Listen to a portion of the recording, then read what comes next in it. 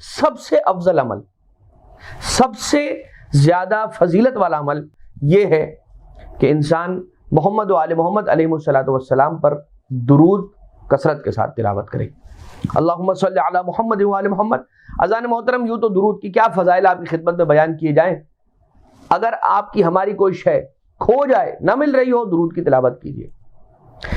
روایت ہے امام معصوم علیہ السلام کی کہ مولا ارشاد فرماتے ہیں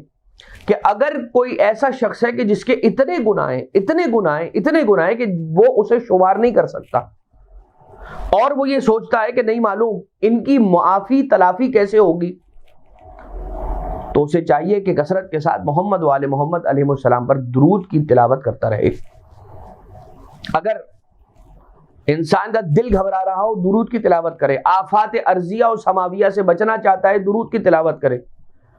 سب سے زیادہ وہ عمل کہ جو رسول اکرم کو خوش کرنے والا ہے وہ درود محمد و آل محمد کا عمل ہے۔ رسول اللہ صلی اللہ علیہ وآلہ وسلم فرماتے ہیں کہ یا فاطمہ من صلی علیہ کی، اے زہرا، اے میری بیٹی، جو آپ پر ایک مرتبہ درود کی تلاوت کرے یا آپ کی جانب ایک مرتبہ درود کا ہدیہ ارسال کرے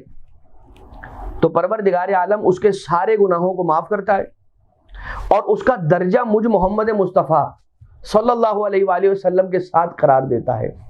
ایک بار درود اگر سیدہ عالمیان سلام اللہ علیہا پہ پڑھنا، اور جو ہم درود پڑھتے ہیں اللہم صلی علی محمد و آل محمد، اس میں بھی جناب سیدہ پر درود شامل ہو جاتا ہے، اور وہ والا صلوات خاصہ بر حضرت فاطمہ زہرا سلام اللہ علیہا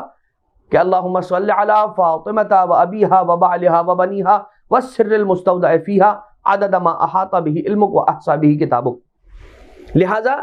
شب جمعہ اور روز جمعہ میں سب سے افضل عمل کثرت کے ساتھ انسان 1000 مرتبہ آیا ہے روایتوں میں کہ 1000 مرتبہ پڑھے، لیکن 1000 مرتبہ پڑھنے سے مراد یہ نہیں ہے کہ 1000 ٹائمز پڑھے اور بس کر دے، کثرت کے ساتھ پڑھے۔ یہاں پر جو الف آیا ہے وہ الف 1000 جو آیا ہے یہ آیا ہے کثرت کو ڈینوٹ کرنے کے لیے اور کثرت کو سمجھانے کے لیے۔